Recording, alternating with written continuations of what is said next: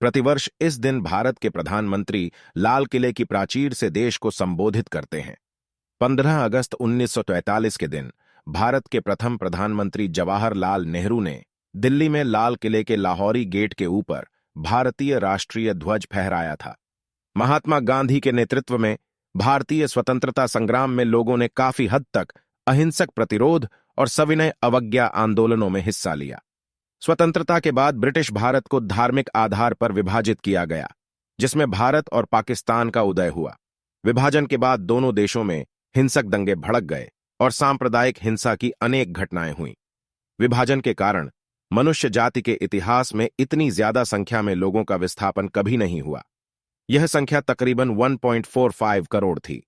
भारत की जनगणना 1951 के अनुसार विभाजन के एकदम बाद 26,000 मुसलमान भारत छोड़कर पाकिस्तान गए और 49,000 हिंदू और सिख पाकिस्तान छोड़कर भारत आए। इस दिन को झंडा फहराने के समारोह, परेड और सांस्कृतिक आयोजनों के साथ पूरे भारत में मनाया जाता है। भारतीय इस दिन अपनी पोशाक, सामान, घरों और वाहनों पर राष्ट्रीय ध्वज प्रदर्शित कर इस उत्सव को मनाते हैं और परिवार व दोस्तों के साथ देशभक्ति फिल्में देखते हैं, देशभक्ति के गीत सुनते हैं। यूरोपीय व्यापारियों ने 17वीं सदी से ही भारतीय उपमहाद्वीप में पैर जमाना आरंभ कर दिया था।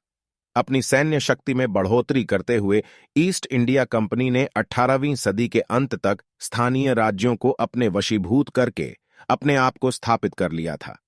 1857 के प्रथम भारतीय स्वतंत्रता संग्राम के बाद भारत सरकार अधिनियम 1858 के अनुसार भारत पर सीधा आधिपत्य ब्रिटानी ताज, ब्रिटिश क्राउन अर्थात ब्रिटेन की राजशाही का हो गया।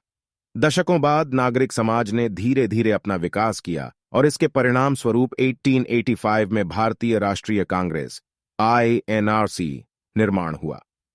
123 प्रथम विश्व युद्ध के बाद का समय ब्रिटानी सुधारों के काल के रूप में जाना जाता है, जिसमें मोंटेगू चेम्सफोर्ड सुधार गिना जाता है, लेकिन इसे भी रोलेट एक्ट की तरह दबाने वाले अधिनियम के रूप में देखा जाता है, जिसके कारण भारतीय समाज सुधारकों द्वारा स्वशासन का आह्वान किया गया।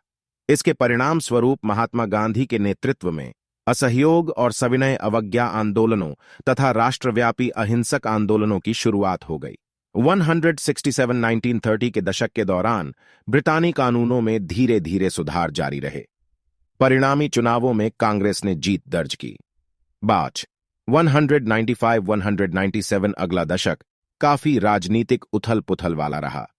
द्वितीय विश्व युद्ध में भारत की सहभागिता, कांग्रेस द्वारा असहयोग का अंतिम फैसला और अखिल भारतीय मुस्लिम लीग द्वारा मुस्लिम राष्ट्रवाद का उदय। 1947 में स्वतंत्रता के समय तक राजनीतिक तनाव बढ़ता गया। इस उपमहाद्वीप के आनंदोत्सव का अंत भारत और पाकिस्तान के